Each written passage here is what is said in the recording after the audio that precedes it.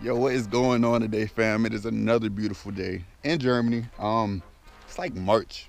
No, it's February, excuse me. Got my months all mixed up, but never mind that. So I know it's been a while, you know what I'm saying? Like since I made a video and posted up anything. It was the winter time, like no excuse or anything, you know, like the Corvette's still down, believe it or not. Like still dealing with those electrical issues, but the damage has been repaired for the deer. I posted a picture right here so you guys can see it's all clean and pretty again. But I decided I needed a fun daily. So I did something, which I think was a good decision, which I think that everybody will approve of. And I got me a EP3 Type R.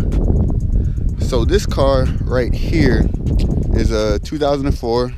It's the updated edition, and this is not a JDM spec car. This is a UKDM spec car. So it doesn't have the K20A. It has the K20A2. It doesn't have a LSD stock from factory, but it does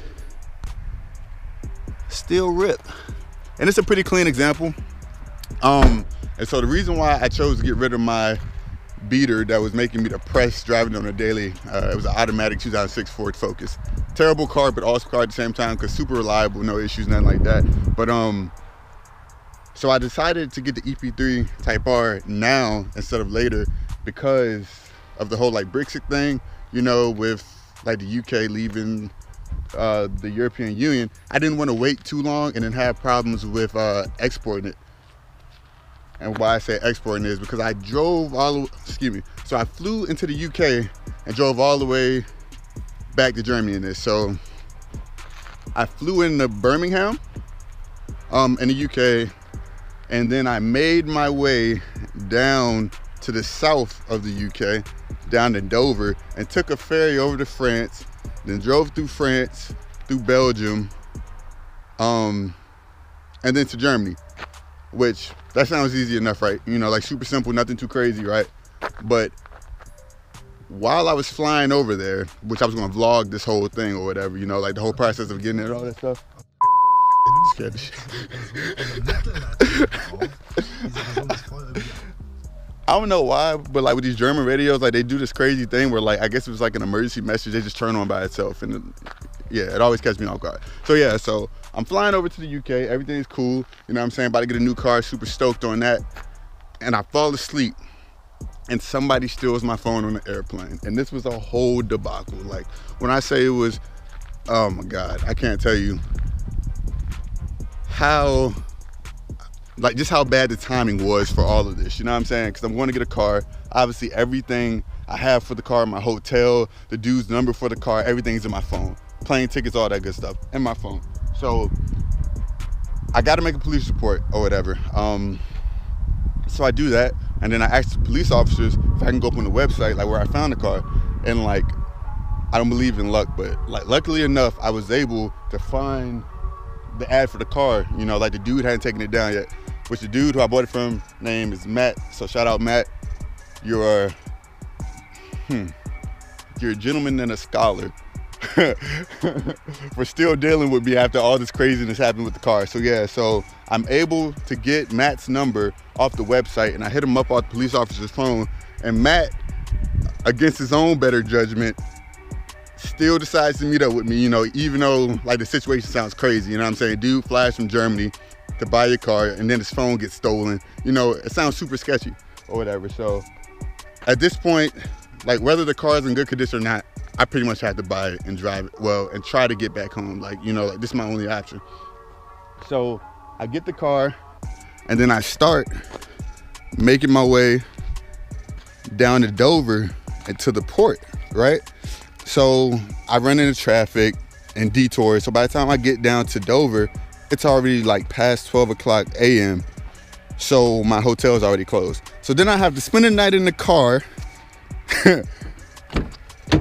for the night. And then in the morning, woke up, hopped on the ferry and made the 14-hour trek home. So needless to say, it was a crazy time, crazy day, but totally worth it. You know what I'm saying? I love the car. It's had a few little issues I had to take care of.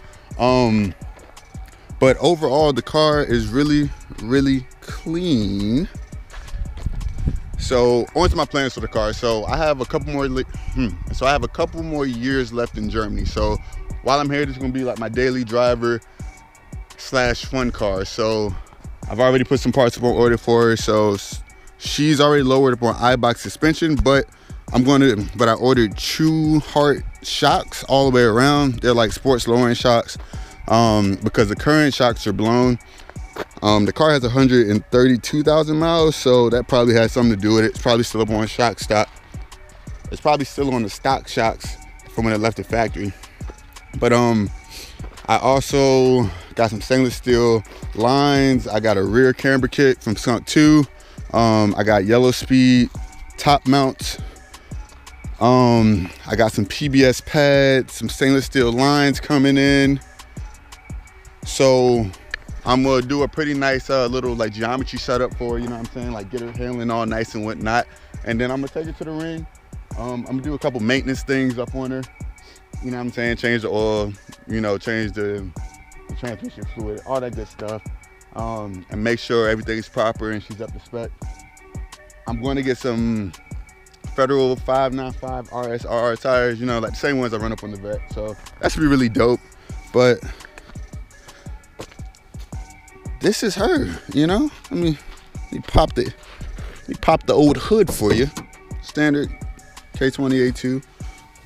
Previous owner did, you know, nice little tie down, newer battery. It's kind of grimy underneath here. I'm gonna have to detail it one of these days, but pretty clean car.